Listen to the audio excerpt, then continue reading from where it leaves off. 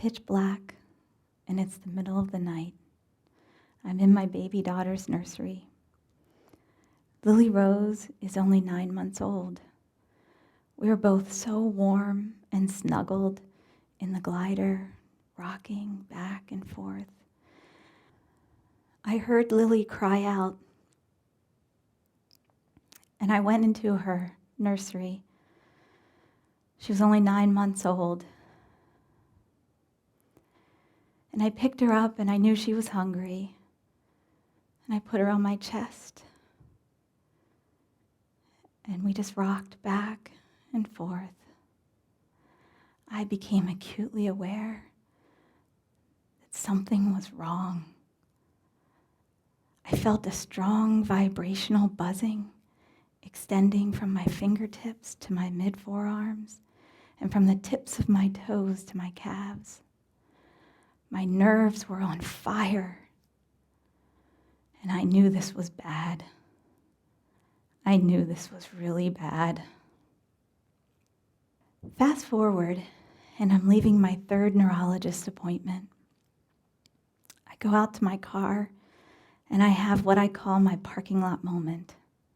You know the one when you leave the doctor and you sit in your car and you think, there has got to be a better way. You see, a common antibiotic had poisoned my nervous system, and each of the 3 neurologists offered me more prescription drugs to cover up the symptoms of my damaged nerves. But I didn't want to take more drugs. I wanted something different. I wanted to heal. I remember this day so vividly. It was cold, misty, gray day in Baltimore. There was frost on the windows of my minivan, and I made sure all the windows were up. And I just screamed. I screamed because I was so frustrated. No one was listening, and no one had any answers. Just more drugs with more possible side effects and toxicities. But I wanted to heal. My body was screaming out, and I didn't want to just cover it up with more drugs. I felt so alone, and I felt so abandoned by my colleagues in medicine. I realized that conventional medicine wasn't going to help me to heal. I had to learn how the body heals naturally. I had to abandon my conventional training that had taught me to gather symptoms and silo them into medical subspecialties and prescribe the best drugs. Instead, I began to see the body as a whole, as multiple interconnected body systems that weren't just physical. It was the connectivity of the body, the mind, and the spirit. And that